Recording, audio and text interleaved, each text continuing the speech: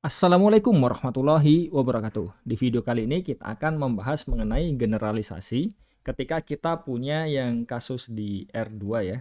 Kemudian jadi ke R3 itu kan seperti kita hanya menambah satu komponen saja dan operasi yang ada di situ penjumlahannya itu kan menyesuaikan dan juga aksi yang perkalian skalar juga menyesuaikan. Nah, pertanyaannya adalah bagaimana kalau misalkan kita tidak hanya punya 3 saja, tetapi bagaimana kalau misalkan secara umum kita punya N. Jadi kita akan membahas mengenai generalisasi ke Rn. Nah, perhatikan fenomena definisi yang berlaku di R2. Ini kan bisa kita perluas di R3 kan.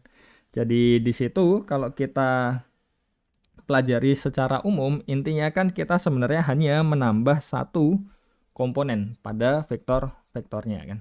Dan secara umum ya bisa berjalan dengan baik kan.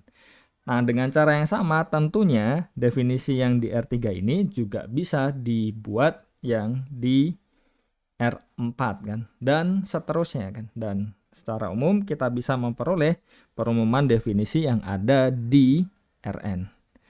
Nah, misalkan kita definisikan vektor di Rn itu ya mempunyai n komponen ya. Di sini di mana n-nya anggota n, jadi n-nya suatu bilangan asli dan setiap komponennya di sini dia merupakan suatu bilangan real. Nah, bagaimana cara menuliskannya? Ya, menuliskannya ya kalau kita punya suatu vektor A, ada n komponen, bisa kita tuliskan seperti ini. Atau juga kita bisa tuliskan mendatar ya dengan transpose di situ. Dan bagaimana cara mencari arahnya? Arahnya ya berarti kita lihat sesuai dengan komponen-komponennya di sini kan. Jadi komponen-komponen di sini akan menentukan arah dari vektor A. Nah, panjangnya bagaimana? Kalau panjangnya ya berarti pakai Pitagoras kan. Jadi secara umum kita peroleh panjang dari vektor A akan menjadi akar dari jumlah dari kuadrat masing-masing komponennya ya. Oke, jadi kalau kita punya Pitagoras secara umum kan bisa kita pakai untuk mencari ini. Nah, bagaimana dengan operasi penjumlahannya?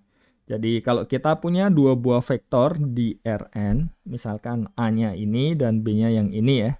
Nah, jumlahannya berarti ya masing-masing komponennya ini ya yang bersesuaian dia dijumlahkan saja kan. Sesuai dengan apa yang sudah kita lakukan ketika kita punya yang dari R2 ke R3.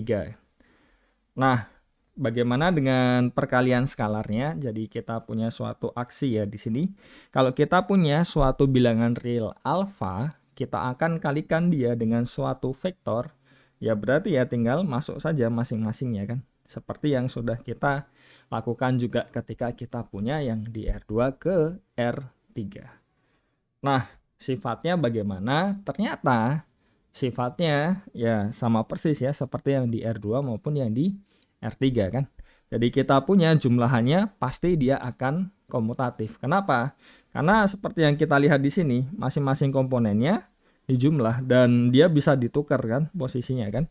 Jadi jelas dia jumlahannya akan komutatif. Nah, bagaimana dengan minusnya? Jadi perhatikan bahwa minus A itu kan ya minus 1 dikalikan A ya. Dan artinya apa? Minus satunya ini dikalikan ke masing-masing komponennya A kan. Jadi minus A1, minus A2, dan seterusnya negatif AN ya. Jadi jelas kalau kita jumlahkan dia jadi vektor 0 ya di sini ya. Jadi ini harusnya cetak tebal ya. Oke, lanjut. Kalau suatu vektor A ditambah vektor 0, ya tentunya vektor 0-nya kan ini ya, kita buat 0, 0. Nah, ini posisinya dia ke bawahnya ada sebanyak n komponen ya. Dan jelas dari definisi penjumlahannya tadi, kita akan peroleh hasil akhirnya menjadi vektor A lagi.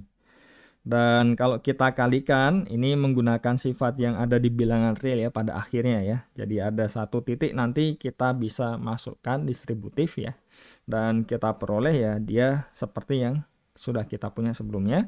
Dan bagaimana kalau kita jumlahkan dua buah skalar dulu, jadi alfa dan beta. kita bisa menjumlahkan alfa dan beta dulu baru dikalikan dengan vektor A, atau kita bisa mengalihkan vektor A ini dengan alfa maupun beta dulu, kemudian hasilnya baru dijumlahkan. Nah, itu menariknya. Jadi kita bisa lihat di situ bahwa sifat-sifat yang ada di R2 maupun di R3 itu secara umum bisa dipertahankan ketika kita mencoba menggeneralisasi dari definisinya ya. Jadi operasi penjumlahan dan yang aksi perkalian skalarnya juga kita sesuaikan dan ternyata bisa kita lakukan. Oke, sekian saja untuk video kali ini. Semoga dapat dipahami dengan baik. Wassalamualaikum warahmatullahi wabarakatuh.